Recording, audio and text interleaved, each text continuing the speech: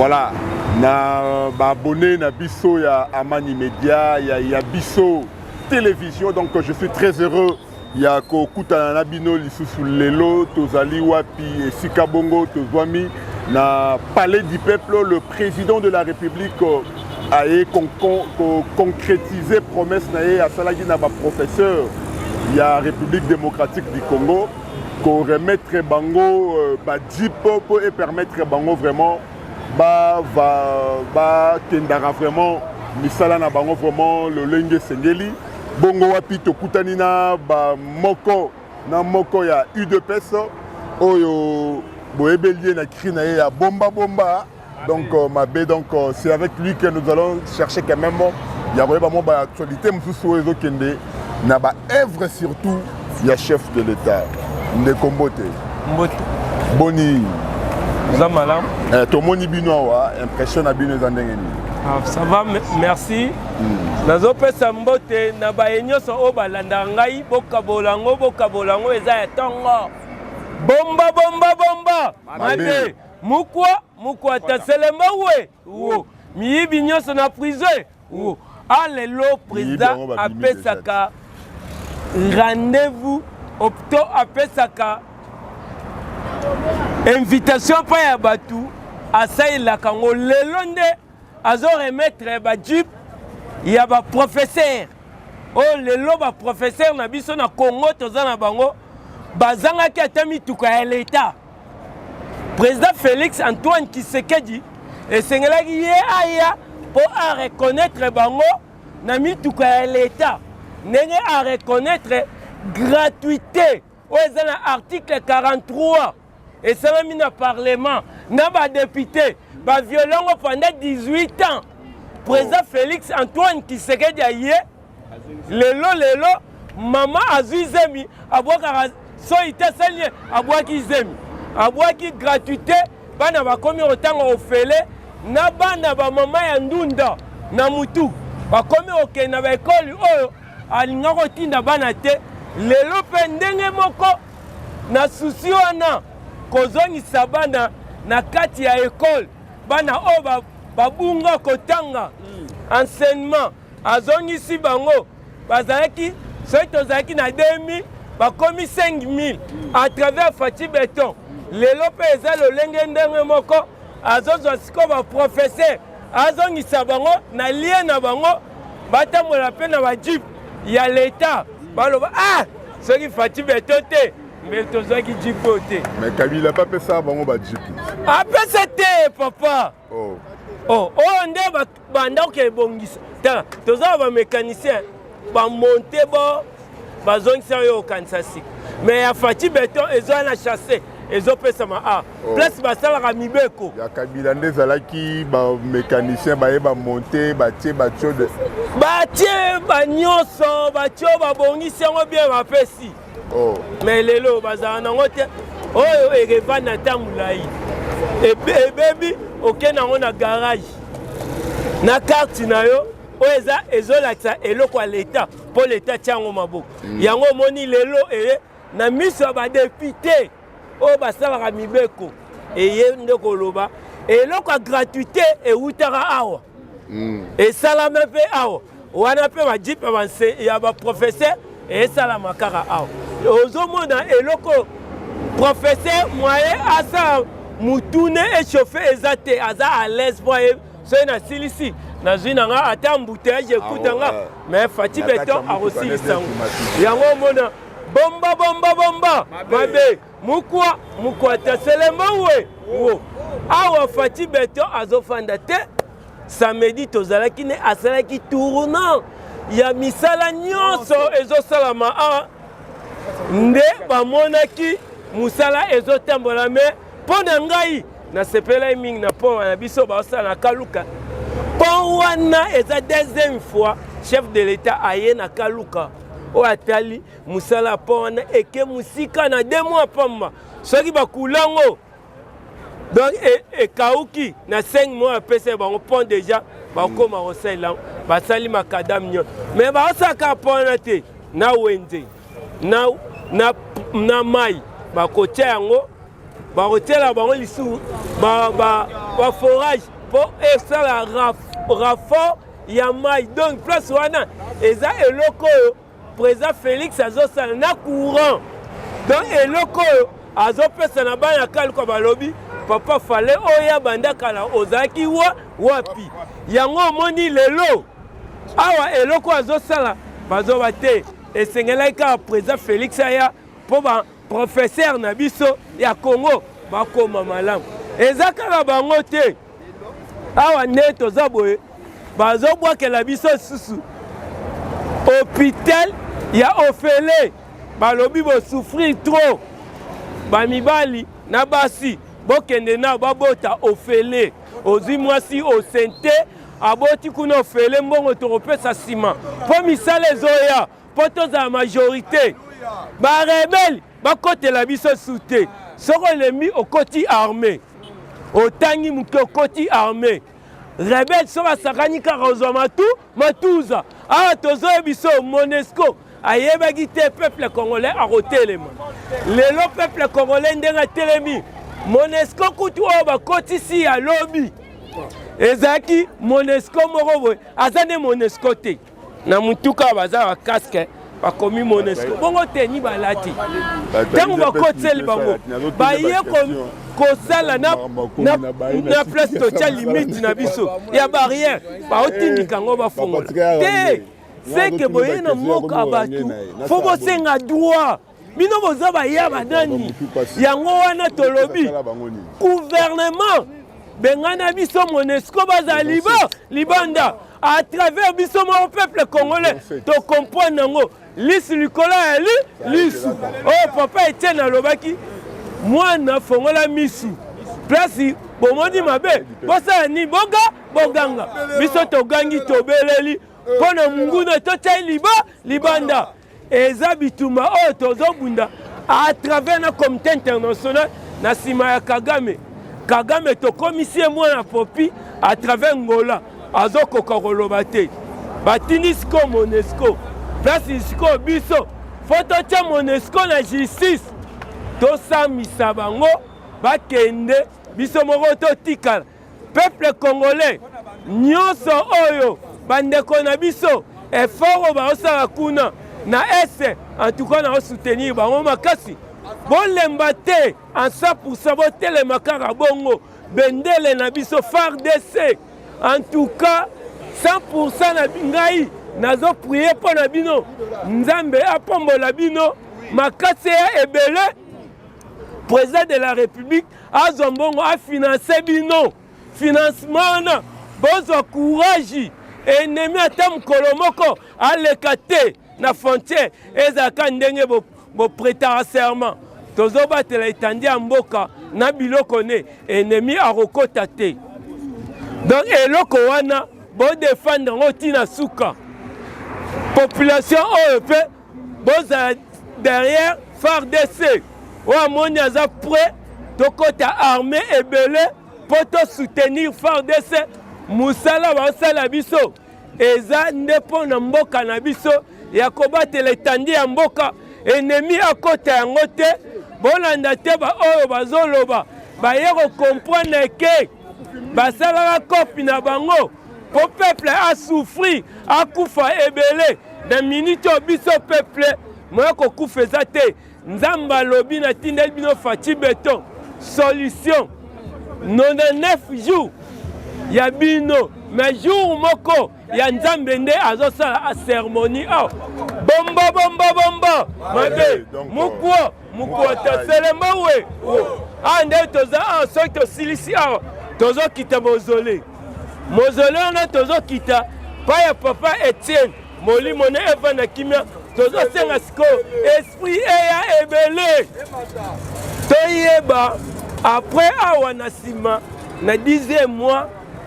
gouvernement mosusu mais premier ministre Kasama Lokonde telemaka bongo baministre bakolia bango mais bozala bino motema moto te ata bokoti bandako ya nganga na minute papa président Félix Antoine Tshisekedi atie fimbo kekele longwa na nzela Félix akota fimba kekele longwa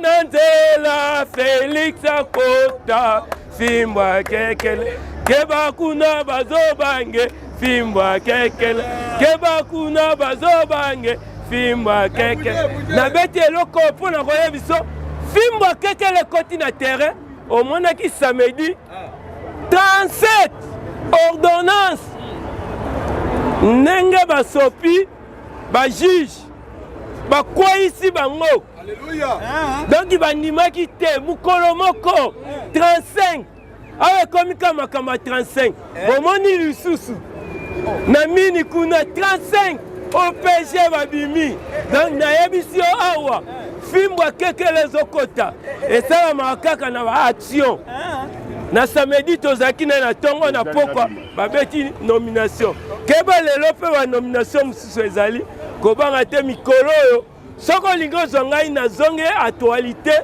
plus 243 85 44 97 72 7 na su plus 243 85 44 97 72 7 na su bomba tomoni bino awa tokoki kosimba nini toye kotala kaka misala poeza na biso aza na katikati ya osala azosala mosala neti nini tomoni kaka bamituka awa aye soki kokabela baprofesseur ndenge bayebisaki biso yango biso mpe toye kotala babilembo ya malamu azosala babilembo ya malamu azosala donc balobi mais président azosala makambo mais population azosentir impact nango te baoyo bazoloba bongo baza baoyo bayebi oyo ezoleka te omoni soki oyebi likambo ezoleka okoloba bongo te na biso toza na katikati ya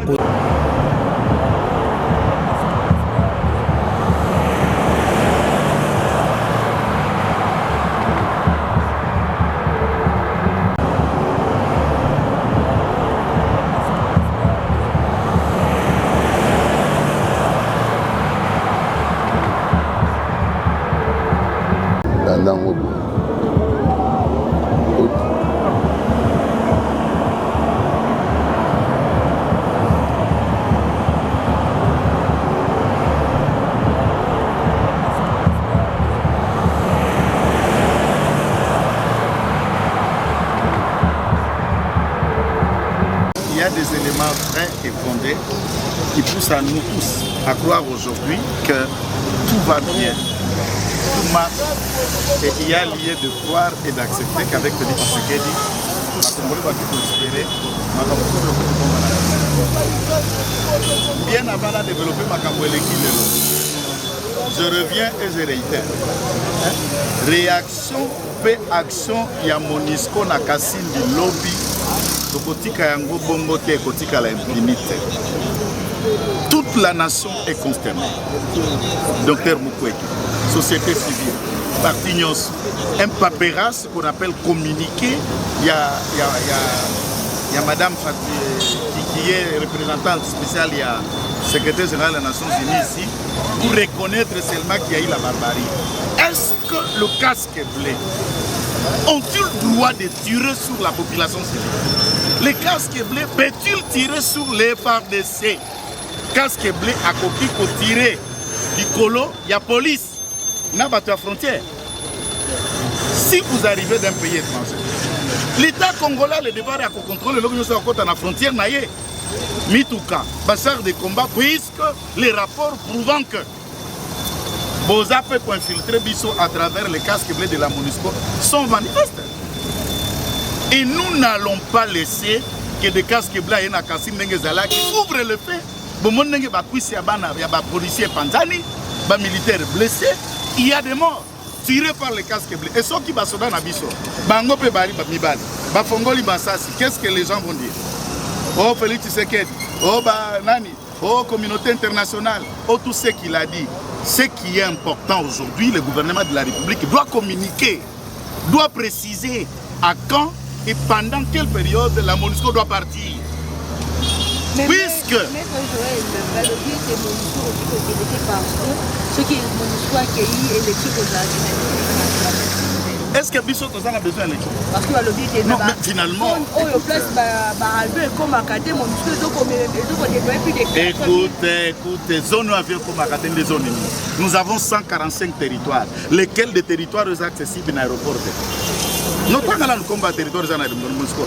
Bongo Congo est vivant dans la MONUSCO. Vous savez qu'à Lubumbashi en 1960, nous avons un casque bleu égyptien ici que le président Nasser avait envoyé. Le casque bleu va protéger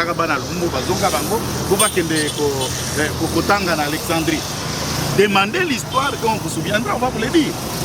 Nous avions le CIAT, la communauté internationale d'accompagnement à la transition, qui dirigeait William Lassisui et de Bouchanani. Est-ce que les Congolais tels qu'ils sont là, Baye Bissot qui va poser l'élection, Congolais c'est l'élection, Congolais c'est là, la sécurité, Alia, Banabakende de Kelas, Soda, fonctionnaire Afutama, Makamboé Koka. Congolais l'élection c'est pour changer quoi? L'élection c'est un moyen qui nous permet. Il y a Bissot qui est commis pour là, n'est-ce pas? Bakambina Bissot, ou Bako président na destin. À 3 ans, ceux qui ont dit na manifeste, hyper zalaka impôt va fonctionner mandat pour microbiose. Et zalaka à 15%. Réduit à 3%. Na 3% on va réduire hyper. Et permettre le gouvernement qui a l'accord entre le ministère et la fonction publique, na oya finance, pour que les fonctionnaires, bananae, libotanae, soins médicaux, enterrement est commis au fêlé. Et ce n'est pas au fêlé puisque l'État va supporter, mais c'est les fonctionnaires. Na 3% qui a hyper, alors que depuis que le Congo est Congo, hyper na 15% là, ce n'est pas Félix Tshisekedi qui a créé. L'enseignant, j'ai entendu ici, Mouninga Nanga Tugoloba. Non, l'enseignant congolais touchait 90 000 francs. 90 000 francs congolais. Capitaine Yasoda Abanagi Kozwa, 125 000 francs. N'a pas comme rang. Selon Francine Mouyouba, la sélectrice à l'objet pour Kimi et Kotana Est, et Seigneli était Boluka, Bousvanda, Bousolola, entre l'ex-président de Kabila Kabangé, bon, on va répondre parce que voilà, c'est la réflexion. Réflexion. Je ne peux pas. Est-ce que le écoute, le retour de Kabila pas à Kozouanini à Bossana.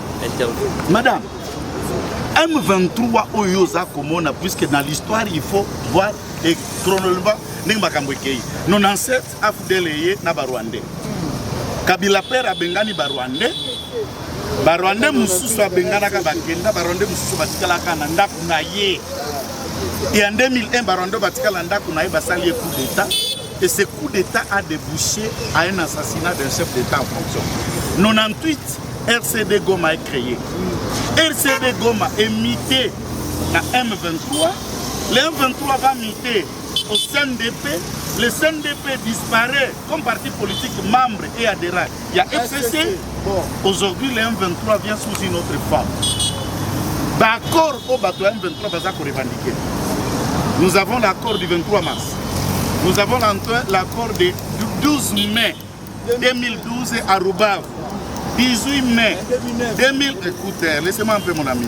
Le 18 mai 2012 à Roubav.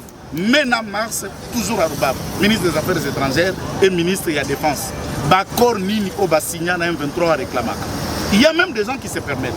Que Félix Tshisekedi appuie, mon cher, s'il te plaît. On joue. Selon le porte-parole du M23 qui disent que non, il fait partie d'un militant de l'UDPS.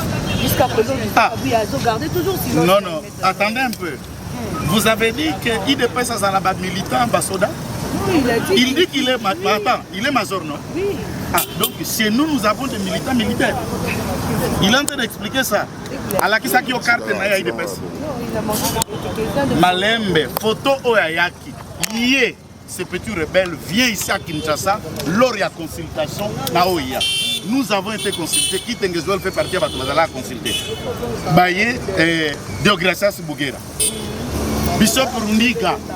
Et lui, la délégation, il y a 5 DP pour être consulté à l'OIA comme tout le monde. Avec un cahier de charges dans lequel ils ont demandé intégration à Basoda na Bango, na 4 armées régulières, va reconnaître Bango identité na Bango congolaise qu'on les qualifie de Rwandais et autres. Le président était catégorique. Il dit tous les autres qui sont de votre connotation rwandophone qui se dit être congolais. Baza na pouvoir, ils sont au Parlement ici.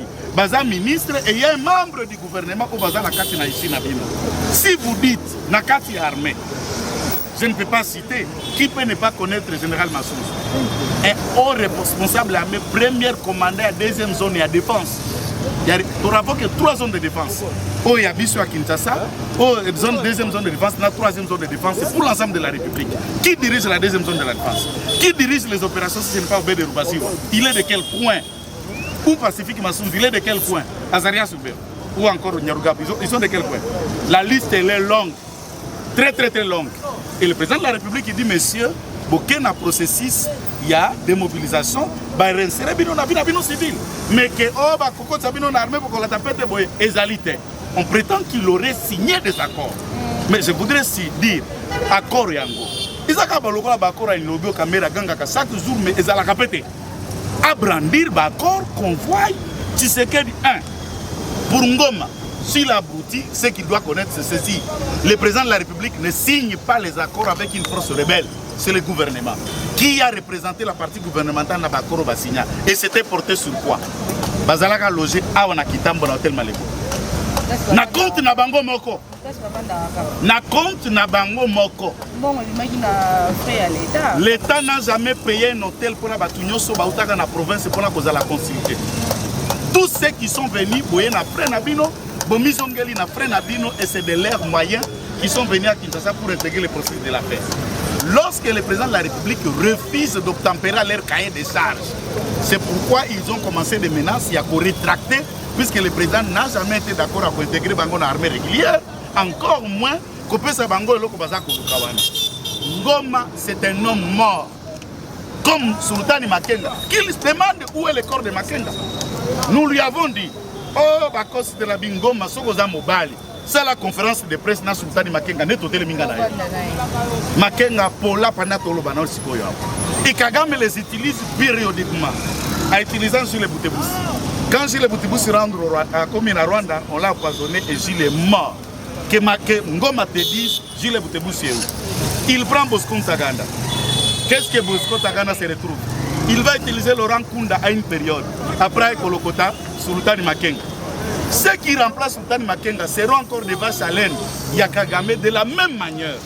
Au Congo, on les a tout donné.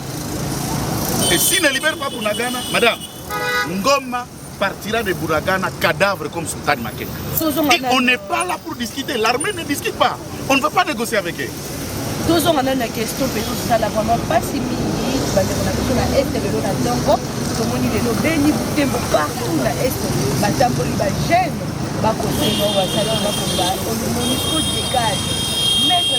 Je vous dis, c'est énervant. Monaki, samedi, nous avons qui descend sur le terrain. Le quoi, ça a monté, maman, là, 21h, il y a Bitou Keïta, ou à représentant à Monusco, là, qui est représenté à Monusco, à OIA. Le même jour, il y a un papa, si nous croyons et pas à président de l'Assemblée nationale, la première ministre, mais est-ce que Monusco vraiment, pour ça fait quelques 22 ans, qu'est-ce qui manque pour que la Monusco ait la volonté gouvernementale. Pourquoi il y a la communauté internationale? Attendez, la communauté internationale n'existe pas, c'est un groupe des hypocrites. Il n'y a pas de communauté internationale. Puisque dans cette communauté internationale, nous en sommes membres. Membres des Nations Unies. Nous contribuons. Ce sont nos cotisations qui font. Oui, il faut la Banque mondiale. La Banque mondiale, les Ambongo, il y a des pays qui sont membres des Nations Unies qui cotisent. Il y a des grands donateurs. Les fonds, pays qui sont créés en Banque mondiale. L'FMI, c'est la politique administrative et financière de cet argent que nous contribuons. Ce n'est pas leur argent, c'est nous tous, c'est de notre argent. Donc, ils estiment comme si c'est de l'aide, du gâteau qu'on vient nous donner. Non, la Banque mondiale est la banque de nous tous. L'FMI est la politique de la gestion de cet argent que nous aussi, nous contribuons à la mensualité. Vous parlez de 22 ans. Il faut dire en termes clairs, c'est combien de milliards pendant 22 ans que nous perdons la présence à Monusco. Mais ce qui est États-Unis, c'est le pays le plus endetté du monde. Suivi de la Chine, alors que Baza va bien industrialisé. La France a des dettes plus que la République démocratique du Congo, Maza, elle a développé. nous ne refusons pas de payer la dette de qui que ce soit, mais pour vivre Moussalo a memé la biso botabambo. Pourquoi la population marche? Babimaki, biso nyoso ba leader d'opinion à Kinshasa, nous avons appelé au calme à l'est. L'air de mandat, Mutsunge, Muweke, Chini. Hakuna ya kufukuzana na kuvunja, kuiba, kusambaza, hapana. Mais kia kawaida, inafaa kubidi MONUSCO yende. Mais néanmoins les gens nous ont écoutés. Mais qu'est-ce qu'il y a de généreux? C'est hier dimanche. Dimanche, MONUSCO est en Ouganda. En renfort contre la population, barrière à Kassim de Kangami, police, service de sécurité Zali, Babouki barrière, ils ont ouvert le feu, vous avez des images, tout le monde a des images. Mais comment les jeunes peuvent considérer que Bino Boyak Melakime vous nous tuez chez nous? Et combien et nous allons laisser là, à bras ouverts, qu'une certaine MONUSCO nous impose, nous marche dessus en tuant nos compatriotes. Ça, c'est trop. Nous appelons la population de ne pas casser, de ne pas détruire, mais néanmoins, la pression doit monter de l'écran pour que la MONUSCO sente que nous ne sommes pas d'accord. Tuer chez nous, simple communiqué à Bintou, nous ne voulons pas. Et le gouvernement doit demander d'abord, ne plus reconduire le mandat à MONUSCO. Deuxième, à part qu'on reconduire le mandat à Bangote, il ne faut plus qu'on accepte que ces MONUSCO continuent à occuper chez nous, mais dans un calendrier très déterminé qu'ils partent. Ils n'ont rien foutu, et ça c'est la position de la population, et moi je vis dans la population. Maître Joël, mon question est-ce que lobby nous sommes en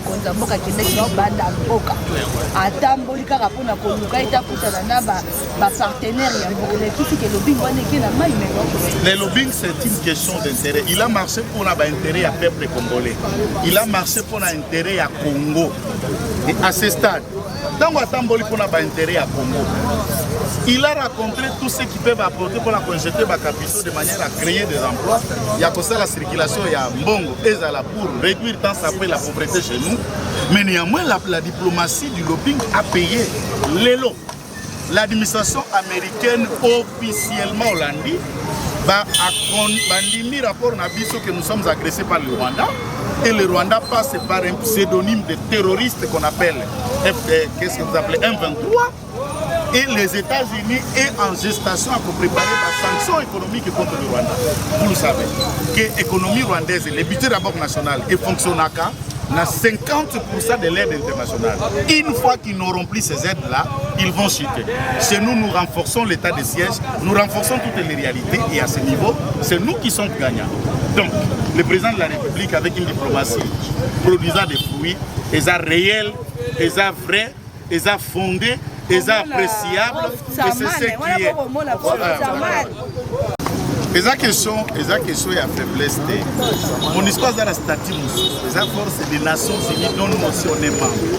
Baza régi par l'accord dans le traité national des Nations Unies au biso que tous signataires. Ils ont droit à Kokota, mais il y a des régularités et des suivis d'usage. Vous vous souviendrez tant que le professeur Bahati Lukwebo, Azalaka numéro 1 à Sonas, et la Kouensaka Mituka Monisco, puisque Bangonyos, même quand c'est alloué, il y a les occupants, il y a des propriétaires. Ils doivent se conformer aux lois de chez nous. Sinon, la population se prendra en charge. C'est au gouvernement d'assurer ça. Donc, quand on a la question, après une année, la carte à Kindu, c'est 2023, mon côté à côté, membre de mon côté Union Sacrée. 2023, Bandekona et Kindu, est-ce que mon papa peut savoir ma casse peut pouvoir Abiba président en 2023. Ce que la configuration à CENI n'a pas nombre d'enrôlés par province. L'électorat, il y a Kindu. Ils ont représenté 6% sur le quota de l'électorat national. Même tout qui nous vote Matata Pony Mabom, il ne deviendra même pas chef de quartier. Ça, il faut que d'abord qu'il note. C'est l'électorat le plus faible en rapport à nombre d'enrôlés, même dans la circonscription des sièges aux pouvoir dans cette partie. Alors, quand Kindu parle, ça donne quoi? S'il faut parler en termes de régionalisation, le président de la République est lié par combien de raisons? Pour le moment, du point de vue stratégique, Tobali n'a Kivu. Maman a un casse occidental, bloc mobile. Papa a un casse oriental. Si nous parlons en termes de bloc, qui a l'ancise? Qui a l'ancrage? Alors, Et Matata Pone va exister comme. Matata Pone, c'est encore un bébé producteur politique. Alors, ma sortie politique, on a quand on est à Pampers, c'est médiatique. Au Yéna Pampers, c'est médiatique. Tout le monde sent que c'est de la bouillie. Il n'y a rien de consistant là-dedans. Parce que ça pose aussi problème par rapport, tant que ça juriste, interprétation, il y a article 100, 64, 63, il n'y a pas de débat. Oui. Il n'y a pas de débat. Il y a le professeur de l'université. Non, le professeur qui est l'avocat de Joseph Kabila. Non, c'est un avocat, c'est un collègue avocat comme moi, c'est professeur Nangaï Soudé. Nyabirung, s'il vous plaît, Nyabirung c'est un avocat. Nyabirung avocat. Naza étudié a été, Nazalaka.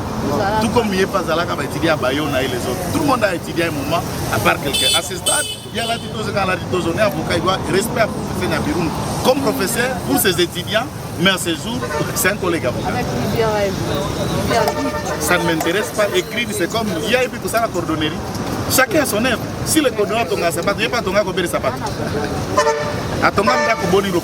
Qui vous dit qu'un domaine scientifique est déjà primauté dans le domaine mususu. Puisque vous avez commis, vous avez un vous avez un maël. Vous avez un maël, vous avez un si vous avez expliqué, vous avez un débat de dépotoir. Puisque la justice chez nous, au lieu de dire le droit, nous vendons le droit. Et Kalouba a vendu le droit à Matata avec échange de 5 millions de dollars. Tout le monde sait. Mais entre-temps, on le sait que l'article 164, même de la Constitution, qui dit la Cour constitutionnelle est le juge naturel du président de la République et du Premier ministre en fonction ou qui aura commis des infractions ou des faits qui lui sont reprochables à l'occasion de l'exercice de sa fonction, à fonction et ou à l'occasion de l'exercice. Et la question serait, jargon, Premier ministre honoraire et ça la Constitution.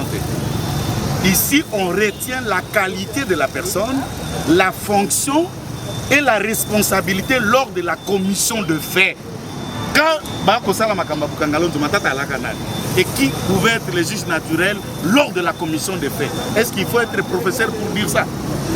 Et qu'est-ce qu'on veut prendre des Congolais en otage pour que le lot va expliquer qu'il n'y a pas une instance à le juger? C'est que Nzambaya na lo là, yesoya lelo, azelan makambuda etayaka lelo, pour juger Matata Moïb Moné la Bokangalon. Ça c'est quoi le jouer avec des gens? 2,5 millions de dollars, tu sais ça achète combien d'avions? Un avion à 50 places. Il y a 6 Ezali na 7 millions de dollars. 7 millions de dollars. Il y a 6 il y a plus ou moins 75, c'est 10 millions de dollars. 205 millions de dollars, nous avons au moins 10 avions congolais.